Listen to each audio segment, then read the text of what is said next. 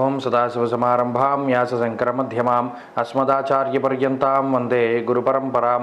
జ్యోతిషశాస్త్రాన్ని భావితరాల వారికి ప్రసాదించిన ఋషుల యొక్క పాదపద్మాలకి నమస్కారం చేసుకుంటూ, అలాగే నాకు ఈ జ్యోతిష విద్యను నేర్పిన గురువర్యులు జ్యోతిష బ్రహ్మ కీర్తిశేషులు శ్రీ ఈరంకి సూర్యనారాయణమూర్తి గారు, సూర్య శ్రీ దైవజ్ఞ గారి యొక్క పాదపద్మాలకి నమస్కారం చేసుకుంటూ, ఓం శ్రీ మహాగణాధిపతి నమః, శ్రీ గురుభ్యో నమః, హరి ఓం. వీక్షకులందరికీ నమస్కారం. మే నెల 12వ తారీఖు లగాయితూ మే 18వ తారీఖు శనివారం వరకు ఉండేటువంటి గ్రహగతుల ఆధారంగా ద్వాదశ రాశుల వారికి ఈ వారం ఏ విధమైనటువంటి శుభాశుభ ఫలితాలు కలగబోతున్నాయో ఈ కార్యక్రమం ద్వారా తెలుసుకుందాం. అందులో భాగంగా ఈ వారం ఉండేటువంటి గ్రహగతులను గమనిద్దాం. ఈ వారంలో 14వ తారీఖున రవిగ్రహం యొక్క మార్పు వృషభ రాశిలోకి జరుగుతూ ఉన్నది. రవిగురులు వృషభ రాశి యందు సంచారం చేస్తూ ఉండగా మేషరాశి యందు శుక్రబుధులు, అలాగే మీనరాశి యందు కుజరాహువుల యొక్క సంచారం ఉన్నది. కుంభరాశి యందు శనేశ్వరుడు, కన్యాకేతువు సంచారంలో ఉన్నారు.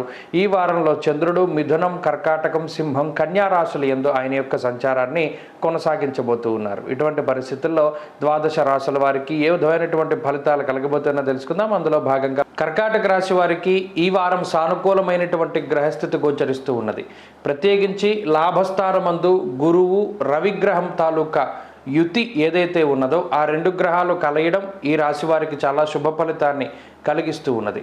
అలాగే దశమ కేంద్రంలో శుక్రబుధుల యొక్క సంచారం కొంత ప్రభావాన్ని చూపెడుతూ ఉంటే ఈ రాశి వారికి ఈ వారంలో ఉండేటువంటి చంద్రబలం మానసికమైనటువంటి ప్రశాంతతను కలగజేస్తుంది. ప్రత్యేకించి లాభస్థానంలో రవిగ్రహం యొక్క సంచారం అర్ధంచ స్వకులాచార గృహలాభ సుభోజనం అన్నది శాస్త్రం. అనగా కుల ఆచార వ్యవహారాలని అధికంగా పాటిస్తూ ఉండడము, ఏదైనా శుభ కార్యక్రమాలు ఉంటే బంధువులతో కలిసి ఆత్మీయులతో కలిసి చక్కగా మానసికమైనటువంటి ప్రశాంతతని అనుభవిస్తూ ఆయా శుభ కార్యక్రమాల్లో పాలుపంచుకుంటూ ఉండడం, దైవిక కార్యక్రమాల్లో పాలుపంచుకుంటూ ఉండడం, తీర్థయాత్రలు, విహారయాత్రలు, పుణ్యనదీ స్నానాలు లాంటివి ఆచరిస్తూ ఉండేటువంటి పరిస్థితులు కర్కాటక రాశి వారిలో ప్రధానంగా కనబడుతూ ఉన్నది. అయితే ఇప్పుడున్నటువంటి ఈ గ్రహస్థితి ఆర్థికపరమైనటువంటి ఎదుగుదలని ఈ వారంలో సూచిస్తూ ఉన్నది.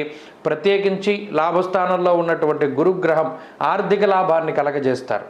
అలాగే గత వారాల్లో కోల్పోయినటువంటి అవకాశాలను కానీ కోల్పోయినటువంటి ఉద్యోగాలను కానీ తిరిగి సంపాదించుకునేటువంటి పరిస్థితిని ఈ వారం ఈ గ్రహస్థితి కర్కాటక రాశి వారికి ఇస్తూ ఉన్నది. మరీ ముఖ్యంగా ఏదైనా ఒక పనిని ప్రారంభించేటప్పుడు దానిలో చాలా రకాలైనటువంటి అవాంతరాలు అష్టమ శనేశ్వరుడు వల్ల వస్తాయి. అయితే అవాంతరాలను దాటి ముందుకు వెళ్ళేటువంటి విధంగా ఈ గ్రహస్థితి ప్రోత్సహిస్తూ ఉంటుంది.